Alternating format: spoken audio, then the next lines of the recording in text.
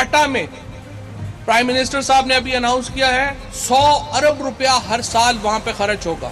1000 ارب روپیہ ہم وہاں پر 10 سالوں میں خرچ کریں گے کیونکہ فاٹا پیچھے رہ گیا ہے.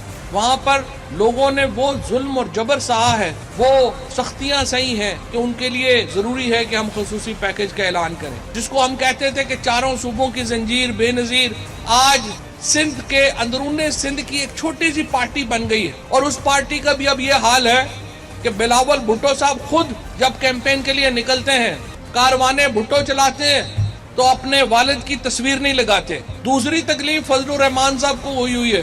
1988 کے بعد پہلی بار پاکستان کی اور اسمبلی کی ان سے جان چھوٹی ہے, لیکن ان کے پیٹ میں مروڑ اٹھ رہے ہیں. برداشت نہیں ہو رہا کہ میں کیسے باہر ہو گیا ہوں.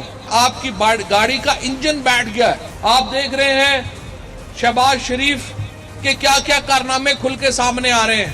یعنی ہمارے یہاں پرنٹ دادن خان کا ایک مزدور ہے, پاپڑ بیچتا ہے منظور, یہاں پہ پاپڑ بیچتا ہے پرنٹ دادن خان میں. اس کا شناختی کارڈ استعمال کیا ہے کہ $1.5 ملین اس منظور نے دبئی سے حمزہ شہباز صاحب کو بھیجے. اندازہ لگا لیں کتنے بڑے ڈاکو پاکستان کے اوپر مسلط رہے ہیں پچھلے 10 سالوں میں. پچھلے 10 سالوں میں انہوں نے $60 ارب قرضہ لیا. اور جب آپ ان سے پوچھیں کہ یہ پیسے کدھر گئے تو کہتے ہیں جمہوریت کو خطرہ ہو گیا.